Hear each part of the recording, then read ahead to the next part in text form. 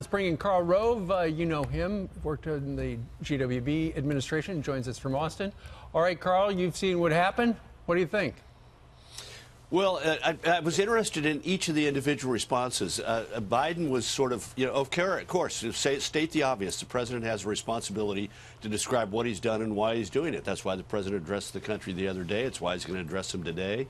I was a little taken, I don't know why, but when he said, democracy runs on accountability, I kept thinking, America runs on Duncan. I don't know why. I don't know why I said that. But think about the other reactions. Bernie Sanders equated the drone strike on Soleimani with Vladimir Putin taking out dissidents, killing dissidents in Russia and around the world. So Soleimani is a freedom fighter. He is somebody who's standing up for the fundamental rights of liberty and freedom that these dissidents in Russia have been doing. So, I mean, really, Bernie, are you that out of touch? Elizabeth Warren was similarly weak. She said, why now? Why did it happen now? In other words, the president's being impeached. He probably did this to draw attention away from it. And then Mayor Pete, his was, I'm concerned, quote, I'm concerned about the process.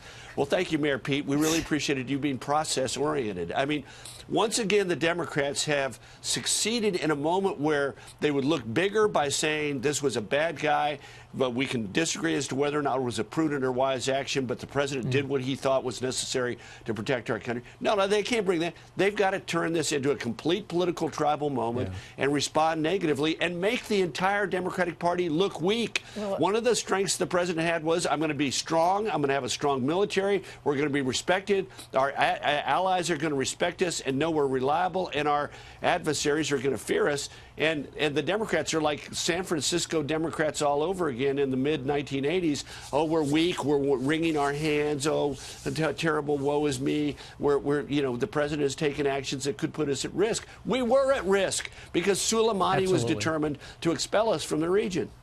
So Joe Biden, he's been saying that to the president, you have to explain your strategy to the American people. That is your job as president. But back in 1995, listen to what he said. One fundamental weakness of the War Powers Resolution is that it fails to acknowledge powers that most scholars agree are inherent presidential powers. My legislation corrects this deficiency. My bill enumerates instances where the president may use force. First, to repel without congressional authority at the outset. First, to repel attack on U.S. territory or U.S. forces. To forestall or retaliate against specific acts of terrorism. What do you make of that, the hypocrisy? Well, look, nobody on the Democratic side has made the argument, I'd like them to make it, that this was an illegitimate, illegal act. It's not. The president had the authority under longstanding precedent and under law to take an action to keep attacks from being made on Americans. And the administration has argued, and they've briefed Congress on this, that there were imminent attacks being mounted. And look, in the last couple of weeks, what is it now? A dozen attacks on Americans in Iraq, including an attempt to storm the U.S. Embassy, clearly being orchestrated by Soleimani. He was not stopping. He was not traveling in and out of Syria and Iraq and outside of Iran. Since 2007, he has been under a UN travel ban, and yet he was so full of hubris that he thought he had violated that for 12 years. He could continue to violate it, and clearly he was active in plotting. Right. To the assault on the U.S. Embassy, and the administration apparently had further information about additional attacks he was planning. Everyone has a right to their opinion, but when people actually made decisions for 8 years that led us to this point, that allowed the Russians back into the Middle East, that didn't reinforce a red line, that pull whole hog out of the country and left it to Iran, those are the last people that should be saying, what did you do? We gave you a peaceful Middle East. Yeah.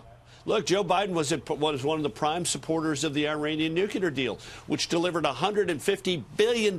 Much of it ended up in the hands of the Quds Force at the direction of Soleimani, and that money was spent to keep together a vast network of proxy fighters in the Middle East to attack Israel, to attack America's friends, to attack America, to expel us, all in the name of a radical Islamic ideology. Right. And yet we're supposed to sort of say, oh, my God, let's wring our hands. Soleimani, well, this is a bad, this was a bad move on the United States part because people might be upset about it. Yeah. Well, that guy killed people, lots of people, and many of them were Americans, many of them his co-religionists, and many of his neighbors, and many Iranians. He was not a very, we have these big demonstrations around his martyrdom in Iran. But remember, that's the Revolutionary Guard. Contrast that with the pictures of the dissidents and the protesters in weeks past who are protesting against the regime where he was the #2 guy. And they didn't have the financial resources of the Revolutionary Guard and the state-run media. Those were ordinary Iranians who stepped forward to protest the conditions in their country. And he was the head of the Revolutionary Guard that killed 1,500 of them. Great. Yeah, so shot them in cold blood. Yeah. All right. And made sure they didn't show up for their families' funerals. Right. Unbelievable. Right. Karl Rove, thank you very much for joining us today with your analysis from Austin. Thank you, sir. And remember, America runs on Duncan. Yes. Yeah, we still got it. We agree. Absolutely. Where's that democracy runs on Duncan? I can't Absolutely.